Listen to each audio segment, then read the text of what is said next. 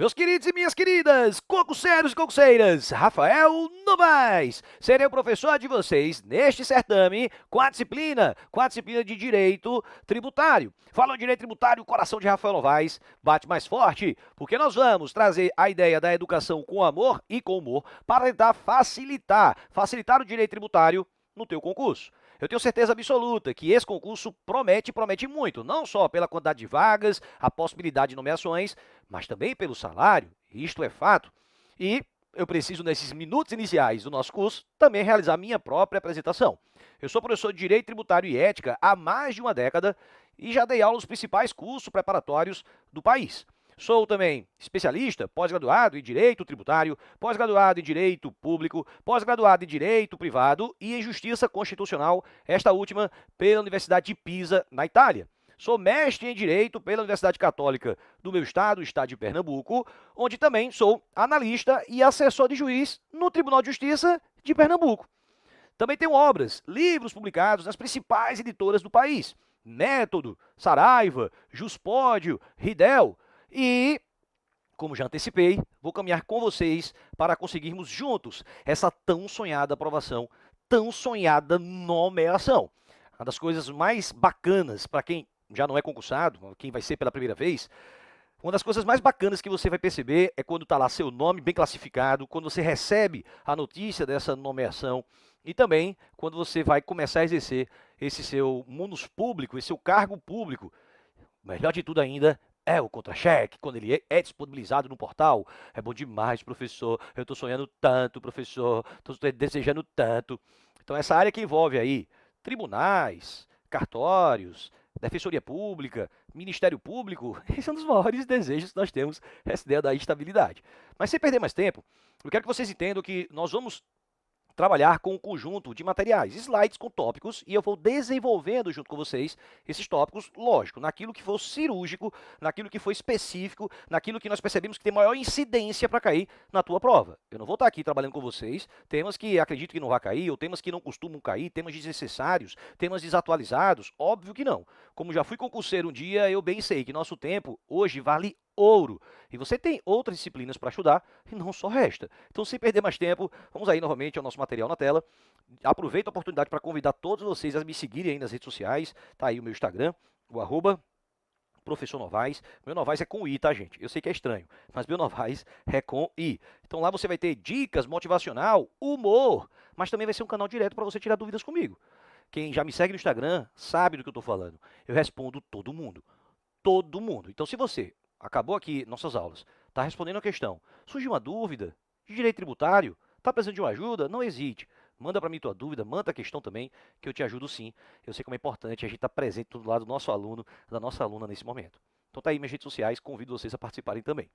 E já falando propriamente em direito tributário, antes de iniciar o estudo de direito tributário, é preciso passearmos um pouquinho pelo direito financeiro. Não vou falar de direito financeiro aqui não, tá bom? Não é minha disciplina não. Minha disciplina é tributário.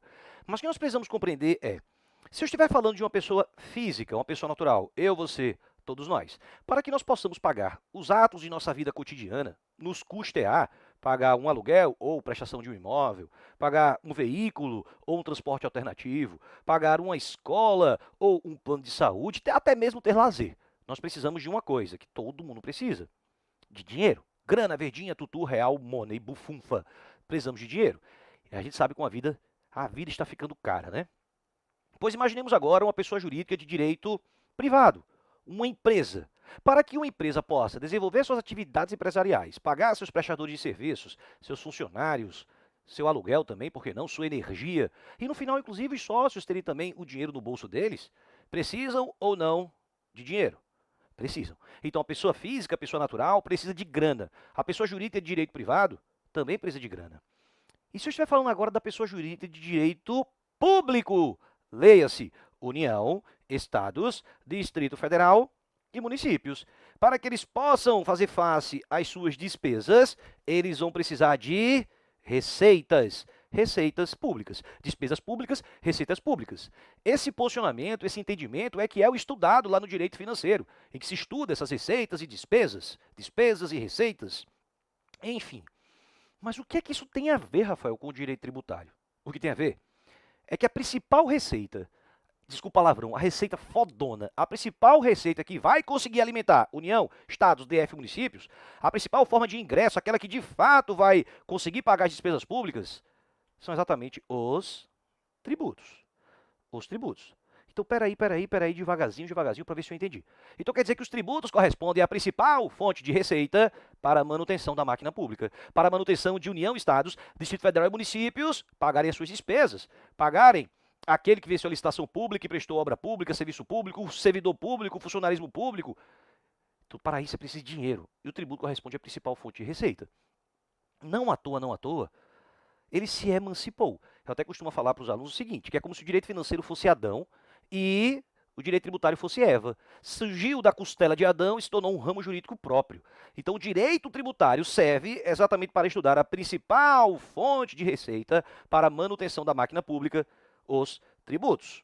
É até interessante, porque se você for puxar a etimologia da palavra, a origem da palavra, como queiram, o professor Luciano Amaro aborda isso no livro dele, Elementos do Direito Tributário Brasileiro, acho que o nome mais ou menos esse, deixa eu ver aqui na minha biblioteca, mas eu acho que é esse mesmo. Tá, eita, tá longe, eu estou sem óculos agora, mas eu acho que é esse o nome. Enfim, ou é Direito Tributário Brasileiro, não lembro agora. Então ele vai abordar, eu vou procurar porque eu sou um cara curioso pra beça, né? Não vou deixar ficar sem resposta. É Direito Tributário Brasileiro, tá, gente? O nome do livro é Direito Tributário Brasileiro. Eu saí um pouquinho da tela para que vocês não vissem eu saindo aqui, né? Então aqui, ó, Direito Tributário Brasileiro. Então no livro dele, ele até utiliza a ideia de que a palavra, o termo tributo, originou-se de tribos. A sociedade nômade, a sociedade caçadora, a sociedade que ia caçar, pegar os alimentos, ela chegou um momento e olhou um para o outro e disse, por que a gente está fazendo isso? Por que a gente não cultiva? Por que a gente não planta? Por que a gente mesmo não cria? E a gente cria uma rede do que ficar indo para um lado e para o outro. Mas temos um problema aí. A partir do momento que essa sociedade ela se junta, ela deixa de ser caça e passa, de ser caçador e passa a ser caça. Deixa de ser predador e passa a ser presa. Ou seja, as pessoas agora vão querer invadir aquilo ali, vão querer tirar o que eles estão construindo. Então a gente tem que fazer uma rede de apoio, uma barreira. E vamos eleger alguém para tomar conta da gente. Um pajé, um príncipe, um governante, um rei. Vamos eleger alguém para colocar aí e tomar conta da gente. Mas como é que esse alguém vai conseguir grana para tomar conta da gente? Ora, basta que a gente dê a grana para ele. Dê um pouquinho. Então vamos tirar um pouquinho de cada um e entregar para que esse nosso rei, esse nosso pajé, esse nosso líder possa tomar conta da gente. Esse pouquinho que está sendo entregue são os tributos. Então, a palavra tributo, ela origina-se de tribos, propriamente dita, e que nós vamos tirar um pouquinho da nossa grana para ajudar na manutenção de União, Estados, DF, municípios. Mas entendo, ainda estou na introdução da disciplina. Os tributos são tão importantes, mas são tão importantes que a Constituição Federal, sim, a Carta Magna, a Constituição Cidadã, a Constituição do Povo, a própria Constituição Federal trouxe o chamado Sistema Tributário Nacional. É interessante, a Constituição que fala de divisão dos poderes, que fala de organização do Estado, direitos individuais, direitos coletivos, fala do índio, do idoso. Ela também se preocupou, a Constituição, em trazer o chamado Sistema Tributário Nacional. Inclusive, havia até questão de concurso, é bem sacana quanto a isso, que eles não colocam o Sistema Tributário Nacional, colocam de acordo com o STN. Aí você pensa, STN? Criaram um novo tribunal e eu não estou sabendo. Eu conheço o STJ. Né? Conheço o TST, o STF, mas STN, que tribunal? Não, gente, ele está falando de tribunal, não. Ele está falando disso aqui, ó. Ele está falando do S de Sistema Tributário Nacional. Então, a nossa Constituição traz o chamado Sistema Tributário Nacional e elenca esse Sistema Tributário Nacional lá nos artigos 145 ao 162 da Constituição. Então, 145 ao 162. Óbvio, se a principal espécie para a manutenção de União, Estados, DF, municípios, que se coloque no principal diploma do nosso país, que se coloque na própria Constituição. Então, a Constituição traz o Sistema Tributário Nacional. O poder de tributar nasce da Constituição. Veja que algo lindo, sensacional, fantástico. Mas aí eu indago vocês. Vocês acham de verdade, pensa um pouquinho comigo, raciocina comigo. Vocês acham de verdade que esses poucos artigos aqui da Constituição, artigos 145 ao 162. Vocês acham de verdade que esses poucos artigos vão conseguir falar de tudo, absolutamente tudo de direito tributário? Óbvio que não, gente. São 145 ao 162. Não tem muito artigo, não dá para falar de tudo. Muito bem. Calçando, vestindo a sandália da humildade, a própria Constituição, lá no artigo 146, inciso 3º, a própria Constituição, lá no 146, inciso 3º, pede uma ajuda, pede um reforço, pede um complemento. Ela pede, gente, que se crie, uma lei complementar. Lei complementar, sim, está na Constituição, é uma lei complementar federal, de âmbito nacional. Então, peraí, devagar. Os tributos correspondem à principal fonte de receita, por isso que a Constituição traz o STN, Sistema Tributário Nacional, nos artigos 145 ao 162. Mas ela não vai conseguir falar de tudo, absolutamente tudo. Então ela pede uma ajuda, um reforço, um complemento. Pede-se cria uma lei complementar federal de âmbito nacional. Para quê? Para padronizar em todo o país as chamadas normas gerais. Normas gerais de direito tributário. Como assim, Rafael? Para que as normas gerais de direito tributário aplicadas aqui no município de Aboatão dos Guararapes, região metropolitana do Recife, venha ser a mesma aplicada aí, no teu município. Para que a norma de direito tributário aplicada em Tapipoca, interior do Ceará, venha ser a mesma de Niterói, Rio de Janeiro.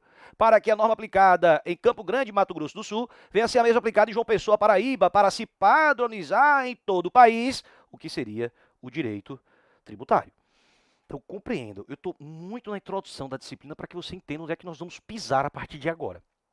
Então, estamos falando que o poder de tributar nasce da Constituição, que os tributos correspondem à principal fonte de receita, mas que a Constituição não consegue falar de tudo, absolutamente tudo. Então, ela vai pedir um reforço, uma ajuda, ela pede se crie uma lei complementar federal de âmbito nacional. Duas observações que todo concurseiro deve entender. Primeiro, o professor aqui tem a letra horrível, dá para perceber, não dá? É podre, professor. Então, capricha aí no teu caderninho, caderno organizado, é mais fácil para você revisar o tema. E segunda coisa, artigos que eu estou colocando aqui, se preocupa, caramba. Pausar o vídeo e ler o artigo. Ou então anotou tudo, no outro dia vai ler o artigo para revisar. Então aqui eu coloco os artigos, não vou ficar lendo o artigo o tempo todo com vocês. Então menciono, depois você faz a leitura também, que é importante, é a letra seca da lei. Então, vista essa primeira parte, a pergunta agora é: esta lei complementar, Rafael, que a Constituição pediu que fosse editada, a lei complementar federal, de âmbito nacional, esta lei complementar para trazer normas gerais de direito tributário. Esta lei complementar, ela foi criada? A resposta, não. Não. Não. Não. Não.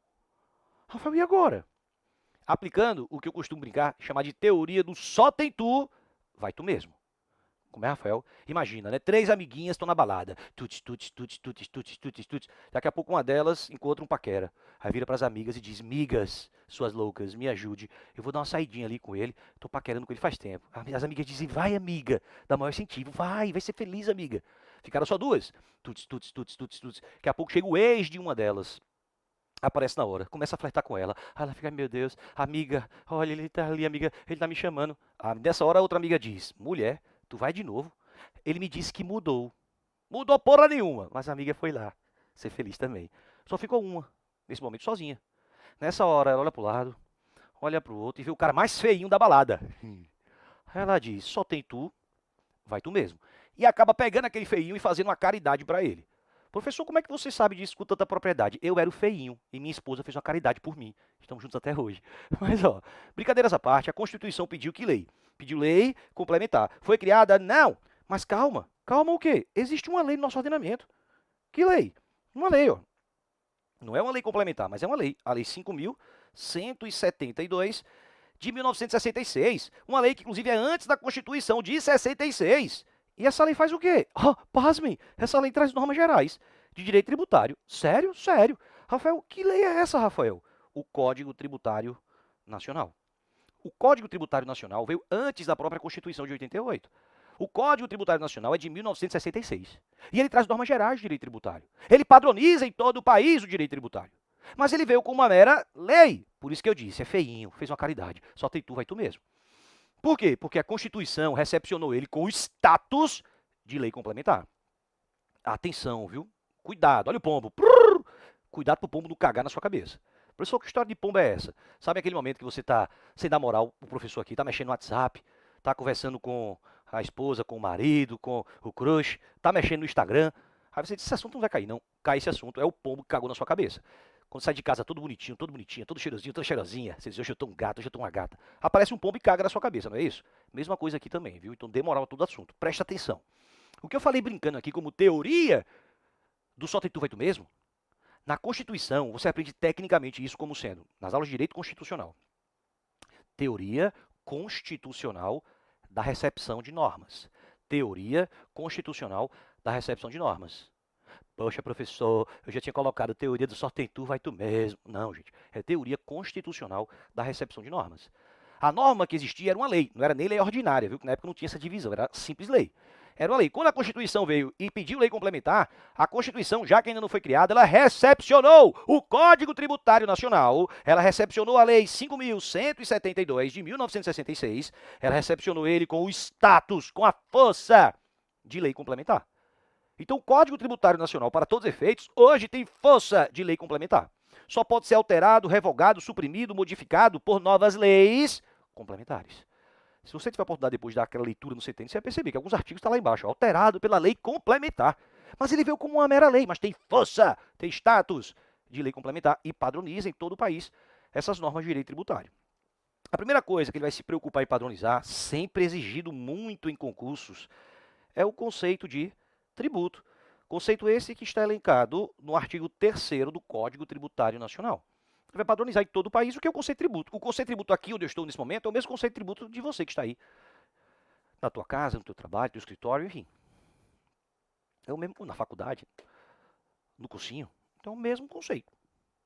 Padronizando. Norma geral está lá no CTN. Tributo é toda prestação pecuniária compulsória, em moeda ou cujo valor nela se possa exprimir, que não constitua sanção de ato ilícito, instituída em lei e cobrado mediante atividade administrativa plenamente vinculada. Ele padroniza o conceito de tributo. Lógico, gente, que no concurso público não vai cair assim. Tributo é toda prestação pecuniária. Não, ele não vai cobrar que você saiba, né, de maneira literal ali. Não, eles costumam cobrar indiretamente. É um dos assuntos que mais caem, porque costumam ser cobrados indiretamente. Esse conceito de tributo. Inclusive, o que é que nós vamos fazer? Vamos dar o zoom nesse conceito de tributo. Vale a pena a gente dar o zoom e destrinchar como é que ele costuma cair, inclusive de maneira indireta. Então, fica atento, tá bom? Repetindo mais uma vez o conceito aí, que está elencado na própria lei. Tributo é toda prestação pecuniária, compulsória, em moeda, ou cujo valor nela se possa exprimir, que não constitua sanção de ato ilícito instituída em lei e cobrado mediante atividade administrativa plenamente vinculado. Então, esse aí é o conceito, como nós chamamos aí, o conceito legal de tributo. Como eu disse, nós vamos agora dividir para conquistar. A gente vai destrinchar todo esse conceito. Vem comigo. Primeira característica que eu quero destrinchar aqui com vocês é aquele que diz que o tributo é prestação pecuniária. Como assim? Para ser pago em dinheiro, gente. Por isso que ele coloca, ó, em moeda. Pague em moeda.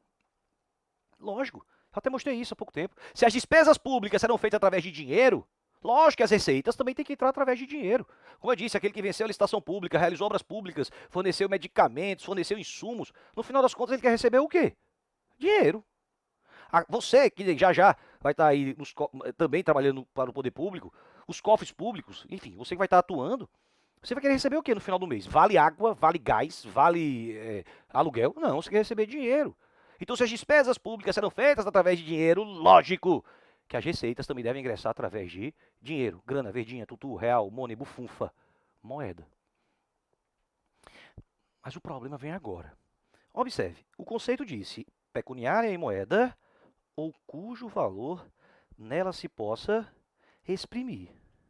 Ou cujo valor nela se possa exprimir. Gente, muitas coisas podem ser exteriorizadas em dinheiro. Por exemplo, estou aqui dando aula para vocês. Essa minha aula vale ou não vale dinheiro? Vale, vale sim. Eu posso virar, sei lá, para o Estado e falar, Estado, ó, chegou o boleto de PVA do meu carro. Vamos fazer um bem bolado? Nem eu, nem tu. Como eu também sou professor, escolhe aí algumas escolas públicas aí que eu dou algumas aulinhas e fica elas por elas. Pode ser pago assim? Não, mas vale dinheiro minha aula, claro que vale. Vejam, eu sempre gosto desse exemplo também. Meu vovozinho, que Deus o tenha. Meu vovozinho tinha um pé de manga rosa. A lapa da manga rosa, o tamanho da manga rosa. E dava muita manga rosa, mas dava demais, demais, muita manga rosa. Tanto que ele saía distribuindo para os vizinhos, distribuía para a família, e então botava no fusquinha dele e ia no mercado público e vendia. A pergunta que não quer calar, a manga do meu vô, vale ou não vale dinheiro? Vale, vale sim. Ele poderia pagar o IPTU da casa dele entregando mangas para a merenda escolar? Não, a ideia até é boa, mas não pode. Rafael, então que cargas d'água quis o dispositivo ao colocar ou cujo valor nela se pode exprimir, se não pode pagar através do labor do trabalho, como também não se pode pagar através da entrega de bens in natura. É verdade, não se pode. Então por que ele colocou isso? O contexto do CTN. Como eu disse para vocês, o Código Tributário Nacional é de 1966 e o nosso país passava por uma grave crise inflacionária muito pior do que a que nós vivemos nos dias de hoje. Até em um dos meus livros eu coloco lá na nota de rodapé, coloco lá a inflação do ano bateu 35, não sei quantos por cento. Então o valor do produto, quem for mais maduro aí da sala talvez tenha vivenciado isso, o valor do produto era mudado constantemente. O dono ou dona de casa ia no mercado, de manhã o preço do produto era um, de tarde era outro dia era 10 vezes mais. Passamos por planos econômicos diferentes, cruzado, cruzeiro, para chegar na moeda real, ter uma certa estabilidade. Então isso também atingiu os tributos. Então qual foi a mágica? Quando o código veio ao mundo em 66, ele estava dentro dessa guerra. E aí ele pensou, vamos dar a possibilidade de quê? O tributo você paga em moeda, tudo bem. Mas você paga em moeda, ok. Mas vamos dar a possibilidade de se atualizar o tributo pelos indexadores da economia. Como é? Ordem do Tesouro Nacional, bônus do Tesouro Nacional, unidade fiscal de referência. Hoje o governo federal usa, por exemplo, a Selic, com base na lei 9.250. Então, enfim, no final das contas, era só atualizar, por isso que ele colocou isso. Era para autorizar isso. Porque, ao final, o tributo continuava sendo pago através de dinheiro, moeda, grana verdinha real, tutu, money. Beleza, professor, compreendi isso. Então, quando o código diz em moeda ou cujo valor nela se possa exprimir, é apenas para autorizar, atualizar. Não, não. Não, não. Mas você acabou de dizer.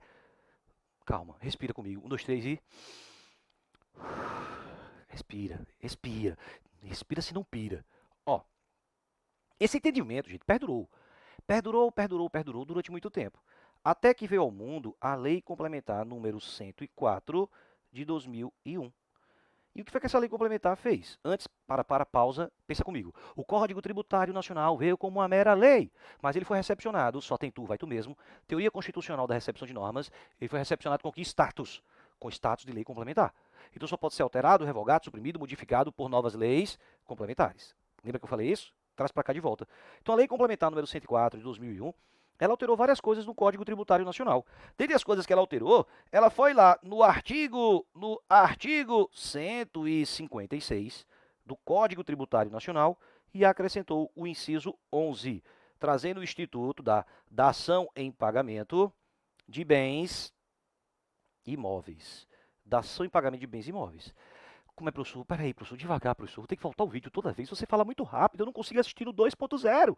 Consegue não. Vem cá. O artigo 156 do Código, ele fala sobre o instituto da extinção. Extingue o crédito tributário. O que é que mata? Extingue. Vapo. Pagamento. Aí ele coloca lá compensação, transação, prescrição, decadência, decisão administrativa que não caiba mais ação dilatória, decisão judicial passada em julgado, consignação. Ele traz várias hipóteses. E a última hipótese que ele prevê é que também extingue o crédito tributário a dação em pagamento de bens imóveis. Mas eu não sei, professor, o que é dação, eu não lembro. Dação em pagamento. Gente, liga, eu sou meio perturbadinho, tá? Liga não. Educação com amor e com humor para você poder lembrar na prova. Mas vê, a dação em pagamento é o instituto típico do direito civil, em que você resolve uma obrigação de maneira diferente da que foi originalmente pactuada. Vamos supor, você é advogado, advogada. Um cliente chega no teu escritório, cheio de bronca na empresa dele. Bronca previdenciária, trabalhista, empresarial, tributária. E aí ele relata tudo para você, você estuda aquele caso e diz, ó, eu consigo resolver. Consegue, doutor? Consigo resolver. Agora não vai ser fácil não, nem barato. Doutor, diga seu preço. 10 mil reais no Pix agora e mais 40 mil reais no final, quando eu resolver tudo. Fechando 50 mil. Dá para você? Mas doutor, negócio fechado. Toma aqui os 10 mil. Pá! Você foi nas repartições públicas, conseguiu negociar valores, conseguiu emitir novas guias, conseguiu prescrição, decadência. Você até achou que cobrou barato no final. Aí você resolveu tudo a empresa está bonitinha, estralando. Aí você vai virar para o cliente e vai dizer, olha, o contrato que a gente assinou, né, agora você tem que me pagar os 40 mil. Aí o cliente olha para você e diz, vou nada, vou pagar não. O cliente diz que não vai pagar. Aí diz, mas você assinou o contrato e não vou pagar não. Ah, vai pagar não? Tudo bem, eu vou entrar com uma execução contra você, executar o valor desse contrato. Calma aí, doutora, vamos devagarzinho, não é bem assim não, peraí, calma aí, segura a onda. realmente eu não tenho os 40 mil para lhe pagar. Mas eu tenho um terrenozinho em uma praia que eu ia construir, mas não construí. Você aceita como pagamento? Vale mais ou menos isso. Aí você pensa, é melhor um pássaro na mão do que dois voando. E você aceitou. Isso foi o instituto da dação e pagamento. Originalmente a relação era para ser paga em dinheiro e você aceitou por liberalidade esse terreno. Traz isso para o direito tributário. Pela regra, o tributo tem que ser pago através de quê? Moeda, grana, verdinha, tutu, real. Mas hoje, o Código Tributário Nacional expressamente autoriza a chamada dação em pagamento de bens imóveis. Algumas observações pertinentes aqui. Primeira observação, o poder público é obrigado a aceitar? Não. Você era obrigado a aceitar o terreno lá na casa de praia? Não. Então o poder público não é obrigado a aceitar. Segundo ponto, tem que ter previsão na lei. Ou na lei do município, que conta essa possibilidade, ou do Estado, do Distrito Federal, ou da União. Terceiro, o imóvel, lógico, tem que ter utilidade para o poder público. Gente, uma cobertura no imóvel não vai ter utilidade. Tem que ser, de fato, um terreno que dê para construir algum prédio público, ou o próprio casa que dá para construir uma delegacia, um hospital público, tem que ter utilidade. E o código aqui é o que eu quero deixar bem claro com vocês. O código fala expressamente da ação em pagamento de bens e imóveis. Entregar um imóvel. Você entregar um imóvel para pagar suas dívidas tributárias. Rafael, existe possibilidade da dação em pagamento de bens móveis? Interessante, né? Porque o Código Tributário Nacional, ele não fala nada sobre isso. Ele nem autoriza nem proíbe. Mas, eu não sei qual o nível que vem da tua prova, o Supremo Tribunal Federal analisou 2 cases. Um deles foi, deixa eu deixar até no mesmo slide aqui para ficar... Um deles foi a ADIM 1917, lá do Distrito Federal. E a outra foi do Rio Grande do Sul, mas eu não estou conseguindo lembrar agora nesse momento. Foi, acho que a 24, 0 alguma coisa, né? Muita coisa na cabeça do professor para que eu consiga me lembrar, né, gente? De tudo, efetivamente. Você tá na tela porque eu estou filando, tá?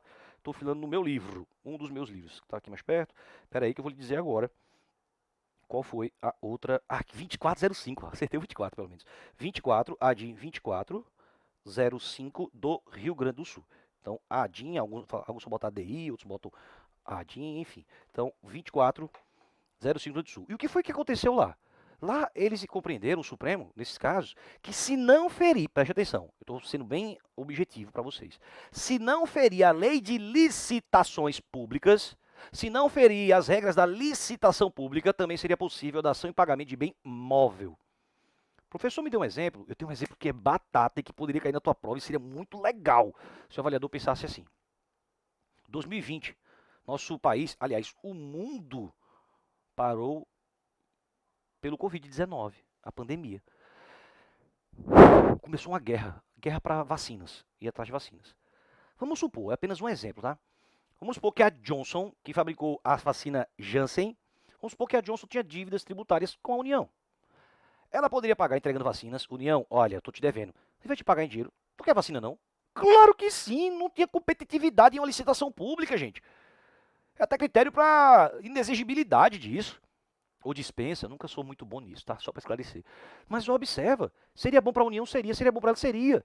Então, se na sua prova ele colocar a possibilidade da dação em pagamento, de acordo com a jurisprudência, será possível dação em pagamento, desde que não venha ferir regras ilicitatórias. Tudo bem. BML, tudo bem. Agora, se colocar de acordo com o Código Tributário Nacional, aí, meu irmão, ele só colocou expresso dação em pagamento de bem imóvel. Só para esclarecer isso para todos vocês. Beleza? Terminamos o conceito de tributo? Não. Ele é muito, deveras, ó, palavra bonita, deveras. Ele é deveras importante, gente. Então a gente vai ter que fatiar e continuar depois nos próximos elementos do conceito de tributo. Estou te aguardando. Até já já.